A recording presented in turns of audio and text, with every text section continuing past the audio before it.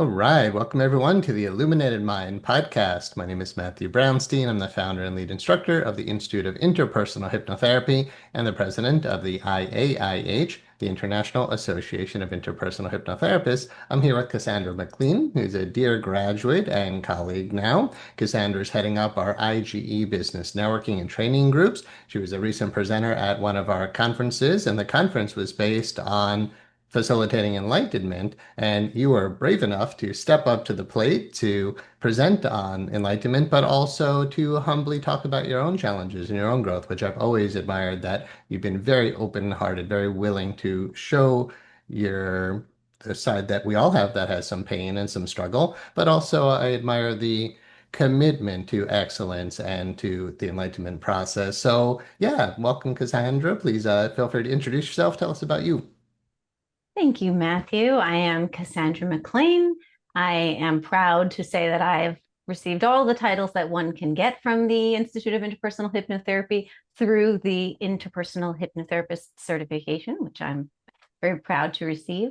I'm also a certified NLP facilitator, and I'm in the process of a 6-month training program, depending on when you listen to this podcast, that I will be a master facilitator and coach of NLP. And I'm really excited about that as well, integrating it into my hypnotherapy practice. Before this, I had a diverse background. I worked for 5 years in neurofeedback. And before that, I worked in education.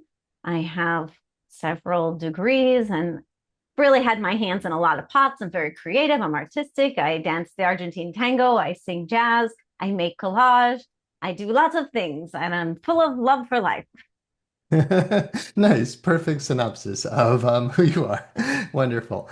Good. So I get some sense of that. And it was great to meet you at the conference because we hadn't met in person. And I'm like, oh, you're kind of a little person, but you're so many. Like, yeah, but there's a lot of power behind that. And I acknowledge.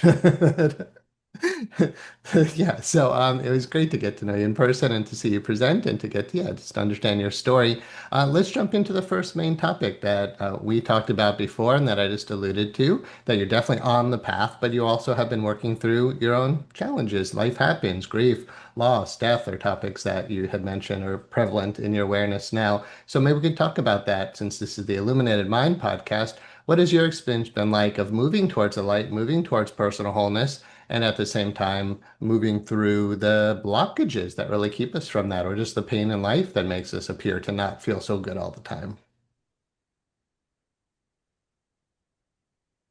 Yes, grief, death, and loss have been defining features of the last couple of years of my life. And yet at the same time, I think that I've been thriving from the inside out more than I ever have. Hmm. For me, the magic golden key that unlocks everything, facilitating enlightenment, is even in the language that you just used. You are on the path of enlightenment, and yet at the same time, all these grievances, these unfortunate things have happened. But the paradigm shift for me is really accepting, as you, Matthew, have given my mind, I'm not a human being. I'm a spirit. If that's true, that I'm a spirit and I'm a soul and I'm here to clear my karma and return to God, then all of these things that the human really is not enjoying, right? Yeah. My father died, my best friend died, the person I married turned out not to be who I thought he was. Lots of things. Okay, Mhm. those are the top three, right? And I Mhm. tend to we don't need to dive into the bucket. Mhm. But really allowing myself, getting my ego out of the way enough to even play with the idea that maybe these things have happened for my benefit. Mhm. There's so much resistance to that. Like, no, they're so Mhm. horrible. They're so terrible. How could this possibly be to my benefit? And again, I always, say, trust me, I'm suffering. I'm Mhm. at the stage of grief with my father's death, which was the most recent loss in July. Mhm. Now I'm crying every day. And I'm Mhm. like, okay, I'm at that part of grieving where every day I'm now crying. Okay, got it. So I am suffering. I'm not bypassing and I'm not in denial that there is a lot of negative emotion and sadness predominantly and disappointment and frustration. And I could go all the way down the list of all the things that we all feel that we don't like to feel. Hmm. But the paradigm that I'm in now is choosing peace and finding love, even in the midst of all of this, is the way that I accelerate that clearing of karma and my return to oneness with God. Nice. So it sounds like you're utilizing these situations to acknowledge you're a spiritual being. You are choosing peace. You're choosing love. At the same time, all this pain is comes up, and you're acknowledging it's in some level for your greatest good. At least we sure hope so, right? So how are you?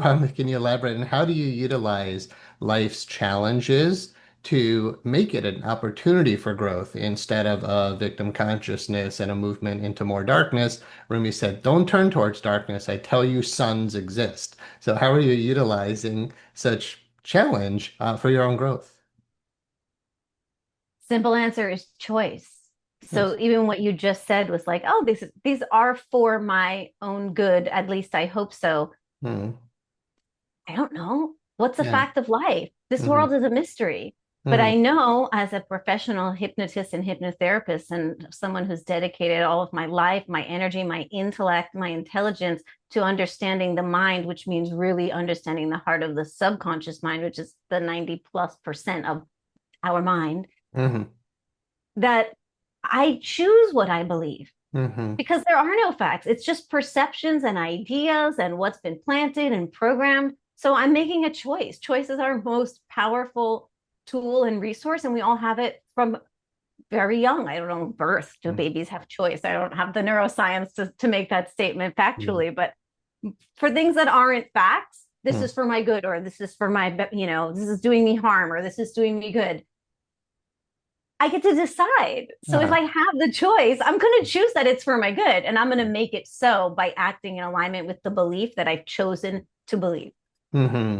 Beautiful. So no matter what, might not know what's really going on in this world, but we do know we have the power of choice, and we can choose to let things be for our greatest good. There can be opportunities for growth, for healing, for enlightenment. It's beautiful. So you're taking the challenges you've been going through and simply realizing I can choose how I'm going to see this, and I'm going to see this for my greatest good. Beautiful. How has hypnotherapy related to this whole journey? You and I were talking before about standards of excellence. You've been through all of our training. I wonder if you can elaborate on, yeah, what your journey was like with the school, why hypnotherapy was your path instead of you have a strong background in a lot of other things. But yeah, what led you to this and perhaps to the school based on standards of excellence?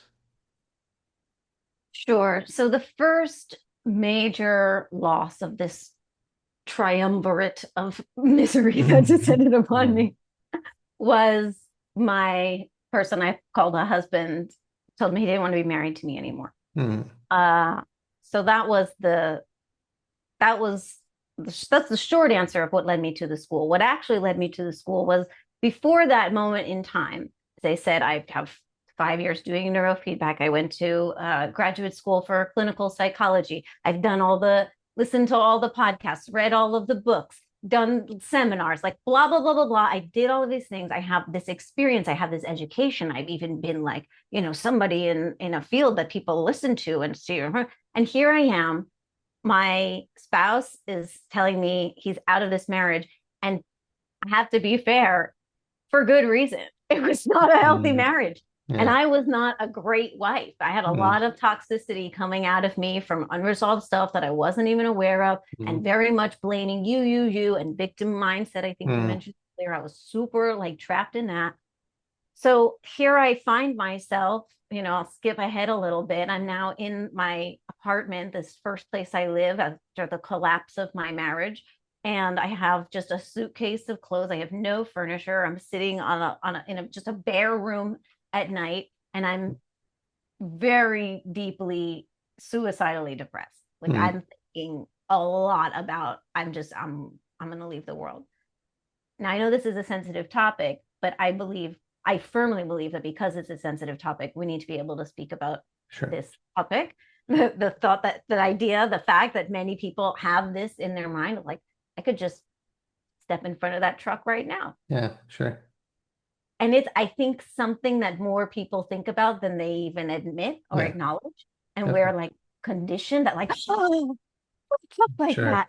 Yeah. But there can't be a stigma around something that plagues many people when just even admitting it is like, okay, at least now I'm bringing awareness and acknowledgement that like things are really bad. This Yeah. is really, really serious and severe. So here I am on this like bare floor in this empty room and I'm crying. And I realize I know exactly what it means to go down this downward spiral. And I could either end up dead, literally, Yeah. or I'll just waste years, maybe decades, maybe all the rest of my life just being resentful and bitter and miserable and Mm. sad. And I know people, they're in their 60s blaming my ex-spouse, blah, blah, blah. It was because they did that 30 years ago. And it's like, whoa, I Yeah. could be that or Hmm. just kill myself. That's Hmm. where this road was going. Hmm. So at that moment in time, I sat on the floor and no furniture. I took a meditative posture and I said, or these were my words verbatim, I'm going to get real spiritual real fast. Nice. I love And it. I sat there like, I don't know what this means yet, but I know that that's my other option. It's going to be this. I know what's over there and it's not going to be fun or good in any way at all. Yeah. Yeah. Jesus, take the wheel. And I just sat there and said a prayer. And within a day or two, I discovered your school. That's beautiful. That's really beautiful. Thank you. I so appreciate, again, always your candor, your openness, your willingness to admit you've been through dark, tough times. And just for anybody listening, just to reiterate what you said, during the darkest time of your life, when you're left with basically nothing, you're like, all right, I could choose death and destructive thoughts, or I could choose spirit and take the risk and see what happens. And then within a couple of days, you find the school. I've had a lot of people say, and I can't even say this without just acknowledging how meaningful it is to me, when people say, Matthew, the school saved my life. To know that I'm part of that is significant. So I'm so deeply honored that you found this. And yeah, you turned to God. You mentioned Jesus. Lots of people have their way that they turn to it, right? But when you said that, I mean, I'm a Course in Miracles teacher, and the course is all about, I mean, the course basically acknowledges it comes from the teachings of Christ, or it comes from that higher wisdom, from that being. And to know that people who are searching can find the path with us to move towards life, towards love, towards healing, towards enlightenment, towards a career, towards a meaningful, purposeful life, which seems to get acknowledged. Perhaps all these challenging things really are for our greatest good. So, yeah, I really appreciate you sharing that. We had talked about the importance of standards of excellence, so maybe we can loop back in on that. What was your experience like going through this school? And yeah, perhaps why did you choose us, even though you were desperate? Um, Believe it or not, the segue is perfect because, as I had mentioned, and I didn't complete that thought, which was I was asking myself in that crisis pivotal moment of my life, how could I have all this education and experience and still end up like this? yeah, What good was all of that if I'm like right, this? right. So when I discovered the school, now one of the things that you offer is the first 4 hours of training are this very comprehensive and thorough overview of what the 500 plus hours are going to look like. Yeah. Now, I have all that background because I've always been fascinated and interested in the mind and how do we, improve ourselves and always. But I Mhm. never got, I remember being in graduate school and thinking, like, they're like, here, study the DSM. This is how you do assess people for diagnostics so that you can submit it to insurance. Like, this was what I was learning in graduate school, and I Yeah. was so like, when are we learning about how to like heal people and bring them to peace? Like, where, what? And that's, I didn't complete the program. I am not a PhD psychologist for that reason. I was totally Yeah. disenchanted. Yeah. So Yeah. when I discovered the 4 hours, I devoured it. It was Uh-huh. like one 4 hour sitting. I was just like, this is everything I've ever wanted to learn and didn't know what to Mm. even search for. Hmm. But Hmm. now I found it. These were the things, if I had known, I would have searched for and studied these things. Now I found the place to learn them properly. It was I was such an immediate yes to the school. Uh-huh. Nice. Just the first 4.5 hours. Yeah. Just to realize, I love what you said about I didn't go on the path to get a PhD because what were they actually teaching me? I had the same thing. When I woke up spiritually at 19, I was in college, but I was a liberal arts major. So it's like, well, what do I do? That spirit seems to be, like you realize, the direction to go. I'm going to become deeply spiritual. That wasn't a choice for me. It was an invasion. And I was like, oh, there is spirit, there is light and love. I'm going to dedicate my life to that. Seems like a worthwhile endeavor. But in college, I'm like, all right, can psychology help to duplicate that experience of this is the Illuminated Mind podcast, right? My whole life is dedicated to that because that was the answer. I knew if everybody had experienced what I did at that moment when I was 19, we would all be at peace. We would all love each other. We would all help each other. There wouldn't be any problem.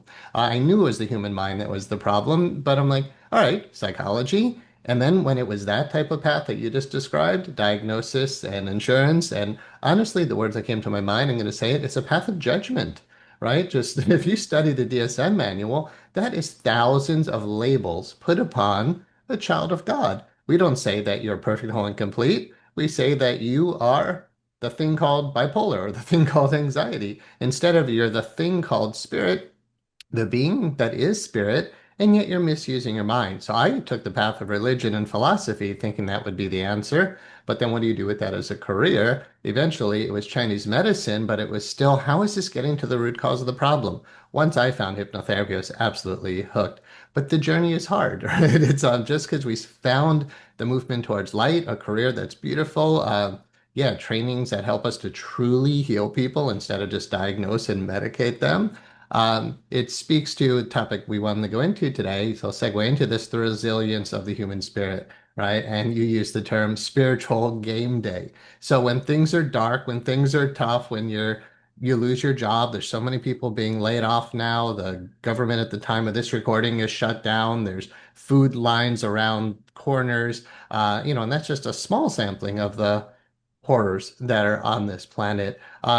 Yeah, can you speak to us about your experience of resilience of the human spirit and what it means to be on spiritual game day to say, I'm choosing spirit. I'm going to take that risk instead of anything else. Yeah, thank you. Spiritual game day is a term I came up with. I feel like I could write a whole book on spiritual Yeah. game day, but the premise is very simple. The premise comes from what we have. We say we have spiritual practices. There's Hmm. spiritual practices. I meditate. I wake up early in the morning and I like to journal and analyze my dreams, or I whatever your spiritual practices, Hmm. ablutions. It doesn't matter. Everybody has their own spiritual practices. Uh-huh. And the idea of spiritual practices, on an easy day or a normal day or in normal circumstances, Hmm. it's like, this is like a little tune-up. I like get my, but then what often happens, I find, with people generally, is when something catastrophic, really, really life interrupting happens. Hmm. It's like some part of the ego says, now I have an excuse. I can just wallow in my misery and no one will hold it against me. I'm going to Hmm. get sympathy. People are going to want to take care of me. I can have attention. My dad died. My friend died. My husband left. Nobody's here for me. Blah, blah, blah, blah, blah. It's right there if I want it. And Hmm. anybody with a heart wouldn't judge me as, oh, she's, wallowing in her misery. They would think I wouldn't even know how. People tell me, people much older than me have said to me, I haven't been through a quarter of what you just described that you've been Yeah. through. Yeah.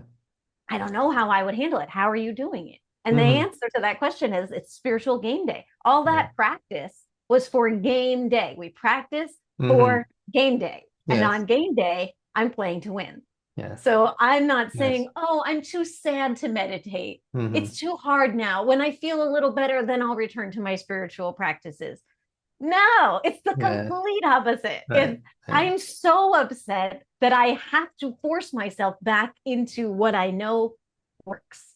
Hmm. Hmm. And it's become so consistent as we do as hypnotists and hypnotherapists. We repeat and repeat and repeat and repeat until it becomes a subconscious natural process. Yeah. So it's become so natural that I know, when I mentioned I'm crying every day, I'm at that stage of the grief of the death of my dad where I'm driving. I'm the resilience of the human spirit. I'm Yeah. like, I'm at a beautiful day. I'm singing a song. And Yeah. then it's just something, I just miss my dad so much. And I'm sitting at a red light, just crying my eyes out. Yeah. And Mhm. that's the moment to do what?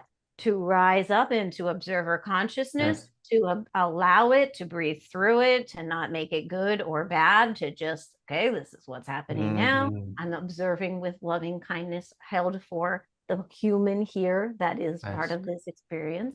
And then it passes, and then I return to choice, that keyword choice. Yeah. Because I could say so much on this topic. Mm-hmm. Another thing I find with the grieving, I work with clients who are grieving. I work with clients who are either have been divorced or going through divorce or going through heartbreak. This kind of grief, I'm as we know, we tend to attract people who have kind of our stuff. So as we help them, we help ourselves, and as we help ourselves, we help them. But one thing that is a big confusion in the mind is, if I'm not sad, something's wrong. If Mm-hmm. I don't grieve enough, I don't love enough. Mm-hmm. There's even people have offered me this phrase, very well intentioned, and it is a beautiful thought, the idea that grief is proof of how much you love. Mm. On its surface, it's like it's Yeah, something sounds that I right. can respect, but Yeah. on a deeper level, because you and I, Matthew, Illuminated Mind Podcast, Path of Enlightenment, if we're talking, these big words, this is Mm-hmm. major league stuff. If Yeah. you're playing in the major leagues, no, my grief is not proof of my love. My Nice. pain is not proof of my love. Nice. Love always feels good and gives me peace. True love Beautiful. is a source of peace and comfort, and Mm. if Yeah. I'm not feeling peace and comfort, I'm not experiencing an expression of love. Uh-huh. Nice. Beautiful. So it sounds like a nice statement. Grief is proof of love, but love is proof of love. uh, so yeah, I can hear how they might be beneficial for someone to hear. At the same time, um, choose only love, right? Because that's what you are. Like, there's no real value in grief. But I want to go into what you said when you started just now, which was uh, like the quote that came to me based on how you started was, "Welcome challenge. I've been preparing for you my whole life." Right? That you were talking about spiritual practice is not just for the good times when you're feeling great. In fact, I had a teacher who once said, spiritual practice, we use the word practice because we're practicing for what? We're practicing for a life. And my book, Peace Under All Circumstances, which the teachings you're alluding to, of being able to witness, to pull back and see your emotions instead of being caught up in them. You don't necessarily want to go into those teachings while you're in pain because you haven't developed the mental muscle yet to be able to be the witness and to observe. So it's during the good times, we're doing spiritual practice, we're preparing for the challenge that will come our way, right? We're going to lose people we love, we're going to experience the impermanence of this world. And at the same time, have we found that which is eternal? Have we been moving? And I don't think either of us will sit here claiming any grand spiritual state, but at least we have these these high intentions for, hey, enlightenment seems to be the most important thing people can move towards. Why don't we do that every single day? And then as the challenges come, we have the teachings of the great masters who have navigated this road before us. So I really commend you in doing that. I know you're really passionate about language, the precision of language, and even when you use a statement or you heard a statement and mentioned it about grief being proof of love, just a tweak in words can make a big difference, right? In how we're perceiving life or how we might approach a challenge. Even something like, I don't have choice, or I don't know what the word choice means, could absolutely put you in victim consciousness instead of a place of personal and spiritual empowerment. So I wonder if you want to comment on the importance of words, the precision of language, and how one change of word could absolutely change our entire perspective on life. Yes, I absolutely want to comment on that. I also Uh, realize I'm leaving off like the final thing I want to say on my points, and that's just my personal failing. But mhm.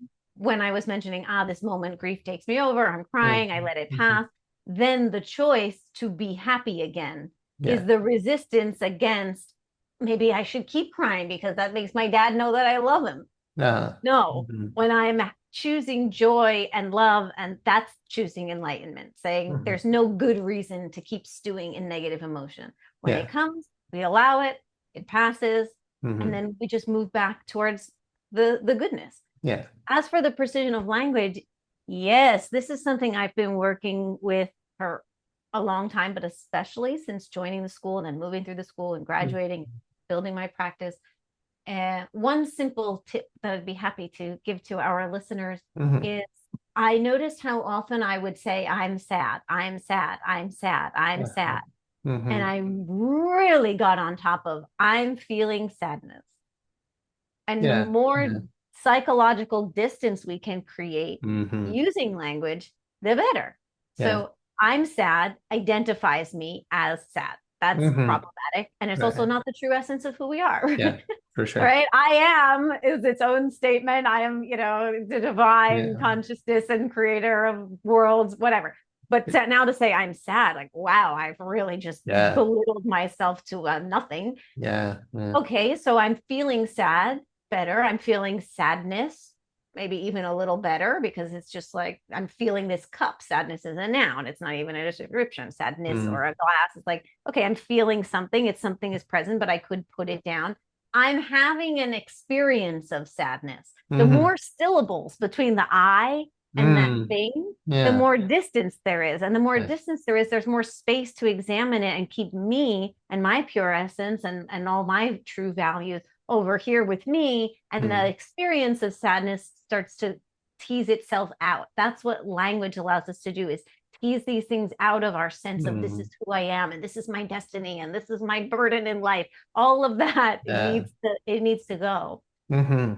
Beautiful. So the distance between you and what you're observing, and just putting some words in there seems really valuable. Instead of I am sad, which is essentially when, as you alluded to, the glory of who you are misidentifies with your true self, and you start thinking I am the thing called sadness, which is really just a process or a temporary manifestation of a little ripple in space and time of, hey, there's this thing called sadness. It rose up, it went away. But who's the observer of that?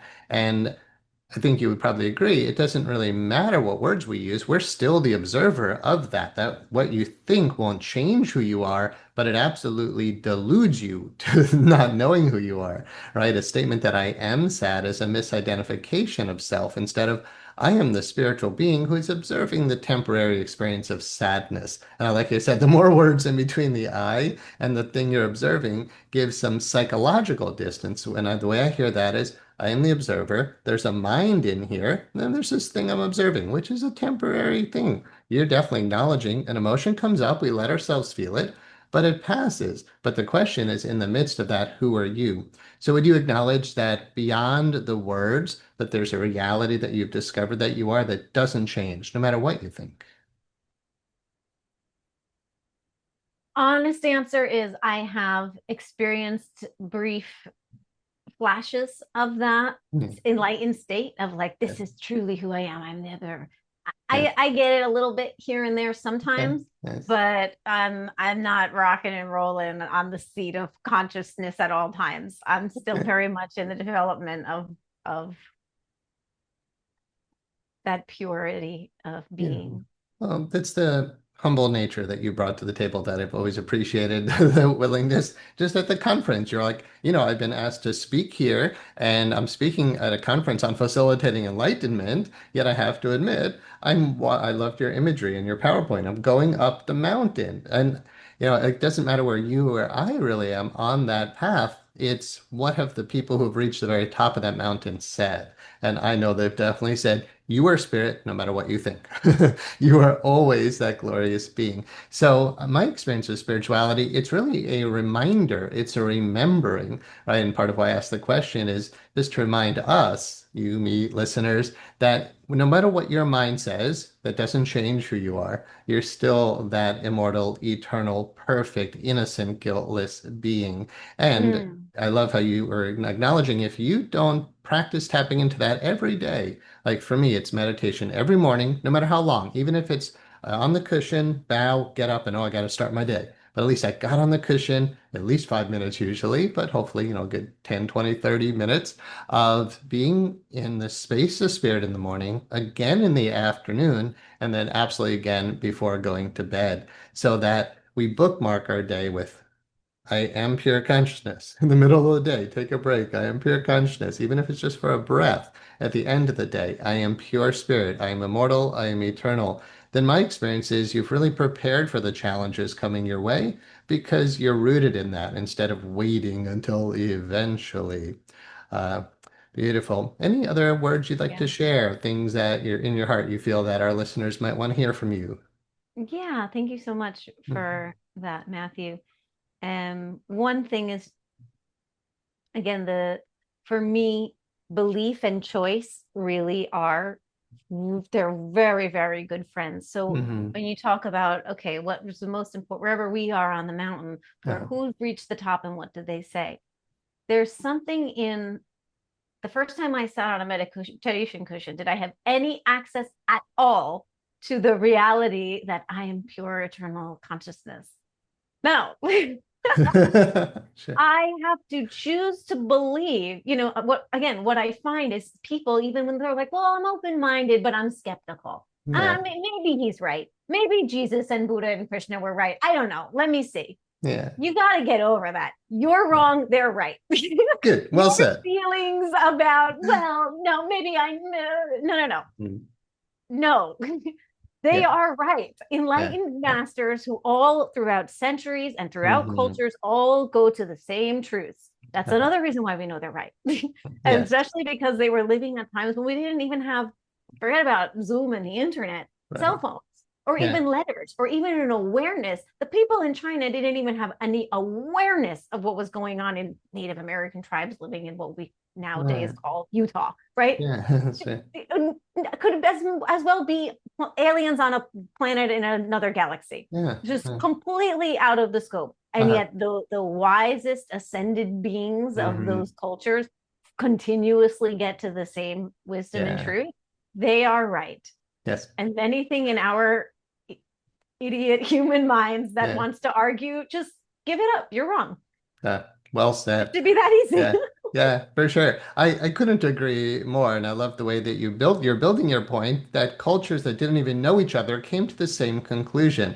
I actually was just lying around and I was playing with my phone. I'm like, I'm gonna ask ChatGPT what it thinks is the ultimate teaching. And it came back with two things. One, it talked about the perennial philosophy, which is basically the model that is exactly what you're saying, that across all ages and times and cultures, we basically come up with the one conclusion that only love is real, that that's what's meaningful, that's what matters. We all tend to realize what every great master has ever said. You're immortal, eternal spirit. You're innocent, you're guiltless, you're perfect. And if you believe anything else, you're basically wrong, which is what you're alluding to. And the other answer ChatGPT gave was actually A Course in Miracles.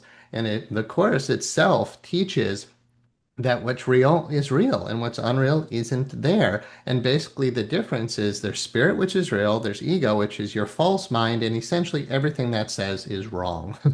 Right? So, if we say, oh no, love and light, and the idea that we're an eternal spiritual being, if we're skeptical about that, good, at least we're open minded to it. But yeah, I love how you're just acknowledging if you say that you're not perfect, whole, and complete, it's not just debatable, you're just downright wrong. I like to say to my clients when I tell them about their perfection, I just say, I know you might disagree right now, but want me to be right. They're like, oh, I Mhm. do. Well, that's a good step. The beautiful teacher Ram Dass, he said, if you want to know God, the first step is just to want to know God. If you don't want to know God, want to know God. Why would the great teachers and masters say that? Because they've realized that's the solution. Because you've been through our school, right? That when you move into the core state through the beautiful work of Connie Ray Andreas with core transformation, when you are in that state, we say, how does having this state of perfect peace and love change your issue?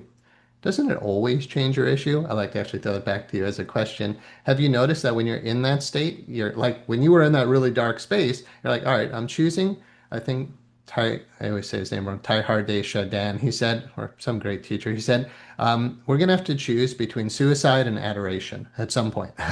Right? You were basically choosing between suicide and the love of the divine. Uh, yeah, I wonder if you can elaborate on the theme. I'm laughing because I don't think you know this. I, in my training, was very resistant to the core state teachings.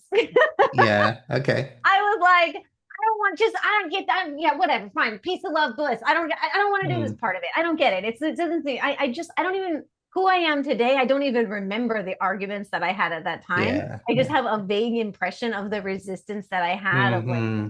I don't know why they're talking about core state so important. Or, do the other hypnosis that tricks on me. Right. And then of course I was wrong. And Mm. there's like this is a choice that we can make to delight in being wrong.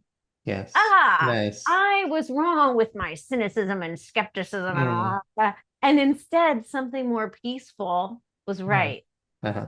That Nice. is that is worthy of celebration to discover Absolutely. over and over again. And perhaps, that is what makes the path easier to walk. I do Hmm. find, and I'd love to hear your thoughts, that as we're climbing the mountain, the base of the mountain is where it's we got the most brambles and thorns and Hmm. wild beasts, and it's like you get higher up, and there's still things that happen. A hurricane can just wipe through the side of the mountain at any time. Literally, natural disasters could take my house away tomorrow. I live in Sure. Florida. Hmm. I'm not Yeah. immune just because I meditate, right? Right. But my ability, as we spoke of the resilience of the human spirit, my Hmm. ability to handle things, Yeah. that is what is bringing me peace. To Yeah. know I have the tools, the techniques, the beliefs, the inner resources. Of course, yes, I have friends in my life, but as I alluded to, I'm actually the least externally supported person Hmm. that I know. Yeah. I Yeah. don't have blood family. The closest friend that I had just dropped dead 6 months ago, just poof, off the planet. I was supposed to have dinner with him the night that he died. The Hmm. the best friend I had before that, like, and when I say best friend, I mean like the best friend I've ever had. Like people Hmm. who are just like, I've got your back no matter what. I love you unconditionally. You might as well be my blood because I'm with you. Hmm. She died at 32 years old of pancreatic cancer in Yeah. 2019. Hmm. Well, why am I what is that? Yeah. Yeah. So I feel like, okay, I have to, I'm not bragging. Like, I'm not happy about that. If I could Hmm. choose to have like, sisters and brothers and cousins and parents who are Hmm. alive and who love me and embrace me and support me, I would choose it in a second. But Sure. that's not the hand that I was dealt. So Yeah. I can attest that even in these circumstances, we can connect with God and within and Hmm. build some system that, as we move towards the conclusion of our call here, this is another theme that's becoming stronger and stronger in my work and my approach to working with others, is the idea of being a self-generated person, to Yeah. be at cause of myself and my experience of life and not at the effect of life. I'm not Hmm. at the effect of somebody said that to me, this happened, they died, this, that, and now that's all creating my internal experience. It's the opposite. I'm creating my Hmm. experience, and what's happening out there is just an opportunity for me to strengthen and fortify the decisions that I've made of how to create myself from within, or to maybe reevaluate, is that the best strategy? I'm Hmm. so generous and loving, but if I give that generosity and love to somebody who takes advantage of me, okay, this is an opportunity to evaluate. I'm not going to be this way with you anymore. I'm just going to draw a boundary, send you on your way, and I'll be generous and loving over here with people who understand that, life is give and take.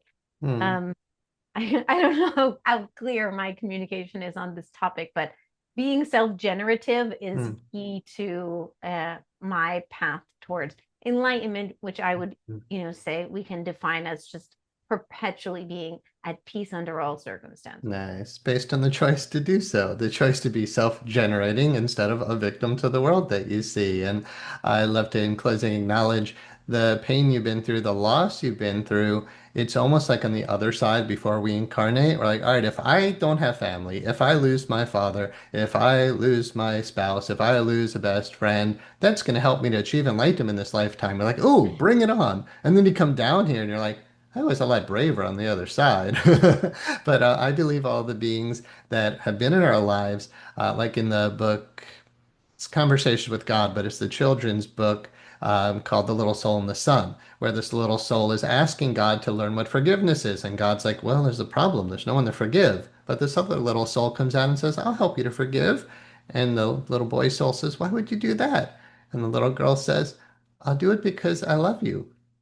You're going to do this terrible thing to me because you love me? Why? Because you want to learn forgiveness.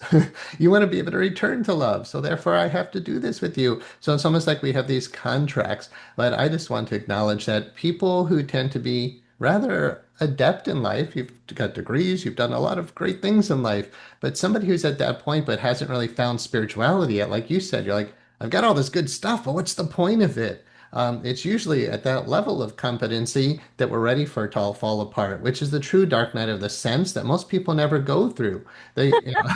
So, you're Wait on for the it to all spiritual. fall apart. You're on the spiritual path when things tend to fall away and it forces you to say what's real because everything else seems to be impermanent. Where's the truth in all of this? That's, I think, in many ways when the real journey begins. And then once you tap, and that's the dark night of the sense. That means stuff has gone away, people have gone away, but then you start tapping into the divine. You're like, oh, this, and now you realize the core state is what you're looking for.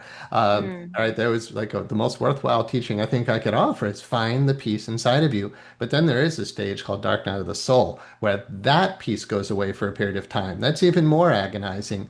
However, yeah, most people haven't gone through a true dark night of the soul because that means you have found your soul, but then after a period of time, that goes away. And the teaching is it's because it helps to purify the rest of your spiritual ego that you were cultivating throughout the spiritual Mm. journey. But once that's Mm. purified, you move into what St. John of the Cross called the perfect union of divine love. And then that's yours forever. That can't be taken away. So I do sincerely believe there is a spiritual path. We're on it. It always leads to that right place, meaning not wrong, but, the way the ego thinks, but into that place of truth and oneness and peace. And it's always the solution. So I commend you for being on the path. We are towards the end of time that we have. So how can people reach out to you if they're interested in private sessions or learning more about your works? Yeah, I want to thank anybody who has blessed us with their attention for the length of Yeah. this beautiful conversation. Anybody who would like to work with me, it's my honor and pleasure to help others. I tend to, again, attract people who have some heartbreak or some Mhm. grief or a loss, but I Mhm. also find myself specialized to work with people who have very big and intense emotions. So Mhm. Matthew, you've worked with me in a session where a lot like, wow, this energy could just shatter the windows. Like, Yeah. I can handle it. And I find that that's so just somebody's totally melting down. They're just losing it. And I'm just here like, we're Yeah. going to move through that. Good. I'm here like, Yes. I know how to get you to the other side of this. So I think it's very important to let the world know, like, if you're, because people are often held back. I can't just go ballistic, in a Uh-huh. hypnosis Hmm. session with any old person. And you're Right. actually, you can't. Not Yeah. everybody can handle it. That's why I make a point to say that I can handle it. So Good. if you're holding yourself back from your own healing because you think you can't find somebody who can handle it, you can work with me and I can handle it and we can get you feeling much better and never having to go to that intensity again. That's the key. And I'm living proof that it's possible. My website is hypnotherapy.now. Hypnotherapy.now. Perfect. Hypnotherapy.now. That is my website. So find me Awesome. there. I'm Cassandra McLean. I'm very grateful to have shared this conversation with you, Matthew. Thank you for having Beautiful. me. Thank you so much. I'm going to conclude with what you just said about you can handle all that pain and that you graced me with letting me see what was inside of you at one point. But I can tell you that, but I know you're clearing that stuff and you're on the path. But to the degree you clear the big blocks, to the degree there's so much more love and bliss and light. If you just have a little shift, you get a little positivity back, a little goodness back. But when you clear a major chunk of emotion like that, that shows how much power is in you, right? If there's a person who could be like just ballistic with emotion, what happens with all that energy once it's transformed back into love? That's a very powerful being. So I honor that you're helping very, very powerful beings to liberate all their power to be a source of good in the world. And thank you for being part of that solution to the problems we face. So thank you so much, Cassandra. I look forward to continued collaboration with you and many blessings. Thank you.